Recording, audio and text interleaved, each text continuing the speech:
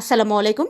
প্রতিদিন একই রকমভাবে আলুর চপ তৈরি না করে একটু ভিন্ন স্বাদে তৈরি করলে সবাই খেতে কিন্তু খুব পছন্দ করে। এই আলুর চপটা এত বেশি মজা যে একদিন তৈরি করলে দেখবেন সবাই ইফতারের টেবিলে এটা নিয়েই কাড়াকাড়ি করবে, অন্য কোনো ইফতারি খেতেই চাইবে না। আর আপনি নিজেও প্রতিদিন এই আলুর চপটাই তৈরি করতে চাইবেন। মাত্র একটা ডিম দিয়ে 7 থেকে 8টা আলুর চপ তৈরি করে নিতে পারবেন। আমি এখানে 8টা আলুর চপ তৈরি করে নিয়েছিলাম। আর এই আলুর চপটা এভাবে তৈরি করে ফ্রোজেন করে প্রায় 1 মাসের মতো সংরক্ষণ করতে পারেন। খাওয়ার ঠিক আগ মুহূর্তে একটু ভেজে নিলেই হবে। চপ তৈরির জন্য প্রথমেই নিয়ে নিচ্ছি কাঁচা পেঁয়াজ। এখানে 1 টেবিল স্পুন কাঁচা পেঁয়াজ নিয়েছি। দিয়ে দিচ্ছি 1 চা চামচ কাঁচামরিচ। পেঁয়াজের বেরেস্তা বা ভাজা পেঁয়াজ নিয়েছি 1 table spoon. Chicken corn starch নিয়েছি 1 টেবিল চামচের সামান্য একটু কম। 1 চা চামচ ম্যাজিক মশলা নিয়ে নিচ্ছি। চিলি ফ্লেক্স দিয়ে দিচ্ছি 1 টিস্পুন। ধনিয়া পাতা কুচি দিচ্ছি 1 টেবিল চামচের মতো। সাথে দিয়ে দিচ্ছি হাফ টিস্পুনের মতো পুদিনা পাতা কুচি। লবণ দিয়ে দিচ্ছি হাফ টিস্পুন। এখন সবগুলো উপকরণ একটু ভালো করে মেখে নিচ্ছি। এ পর্যায়ে নিয়ে নিচ্ছি আলুগুলোকে আমি আগেই সিদ্ধ করে নিয়েছিলাম। এখানে আমি ছোট সাইজের 6টা আলু ব্যবহার করেছি। সবগুলো উপকরণ আলুর সাথে খুব ভালো করে মেখে নিতে হবে। সফট একটা ডো তৈরি করতে হবে যাতে আলুর ভিতরে কোনো রকম লাম্পস না থাকে। আলুগুলোকে খুব ভালো করে মেখে এ পর্যায়ে নিয়ে নিয়েছি একটা সিদ্ধ ডিম। সিদ্ধ ডিমটাকে আমি স্লাইস করে নিয়েছি। একটা ডিমকে আমি 10টা স্লাইসে ভাগ করেছি। খুব একটা মোটা করে কাটিনি, একটু পাতলা করেই কেটে নিয়েছি। ডিমটাকে অবশ্যই আপনারা আপনাদের পছন্দ মতো কেটে নেবেন। কেউ যদি চপের মধ্যে ডিমের মোটা লেয়ার পছন্দ করেন সেক্ষেত্রে ডিমটাকে আরেকটু মোটা করে কাটতে পারেন। এরপর তৈরি করে রাখা আলুর মিশ্রণ থেকে কিছুটা মিশ্রণ নিয়ে হাতে এভাবে ছড়িয়ে নিয়েছি। মাঝ বরাবর 1 পিস ডিমের স্লাইস দিয়ে আলুর আরেকটু মিশ্রণ নিয়ে উপর দিকে দিয়ে দিচ্ছি। একটু চেপে চেপে কাবাবের শেপ করে নিচ্ছি।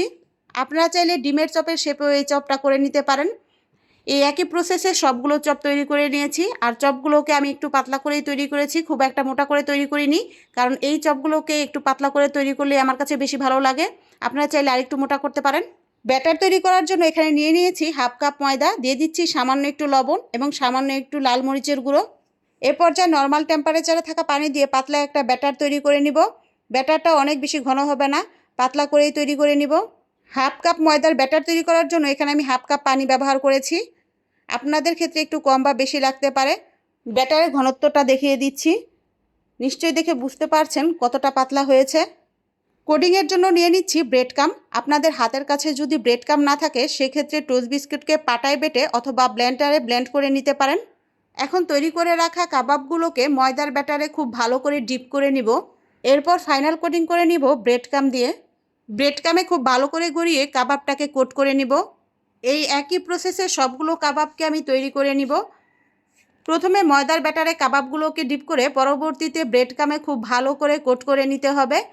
আর এইভাবে চপগুলোকে তৈরি করে প্রায় 1 মাসের মতো ডিপ ফ্রিজে সংরক্ষণ করতে পারেন। খাবারের ঠিক আগ মুহূর্তে একটু ভেজে নিলেই হয়, এতে করে স্বাদের কোনো পরিবর্তন হয় না।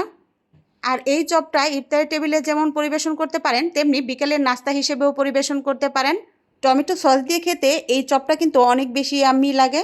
এখন চলে একটা প্যান বসিয়ে তেলটাকে হালকা একটু গরম করে চপগুলোকে ভেজে নিচ্ছি। তেলটা হালকা একটু গরম হলেই চপগুলোকে দিয়ে দিতে হবে। খুব একটা গরম তেলে এই চপগুলোকে ভাজা যাবে না। অনেক বেশি গরম তেলে এই চপগুলোকে দিলে বাহিরের যে ব্রেড কামের কোডিংটা আছে সেটা পুড়ে যেতে পারে। তাই তেলটা হালকা একটু গরম হলেই এই চপগুলোকে দিয়ে দিব। এক পাশ একটু ভাজা হয়ে গেলে অন্য পাশটা উল্টে দিব। চপগুলো হালকা একটু ব্রাউন কালার হয়ে আসলে তেলটাকে ঝরিয়ে নামিয়ে নিচ্ছি। আশা করি আজকের চপের এই রেসিপিটি আপনাদের ভালো লেগেছে এবং অনেক সহজও মনে হয়েছে। যদি একটু হলেও ভালো লাগে তাহলে অবশ্যই ভিডিওটা শেয়ার করে দিবেন। সবার জন্য শুভকামনা জানিয়ে আজকের মতো বিদায় নিচ্ছি। আল্লাহ হাফেজ।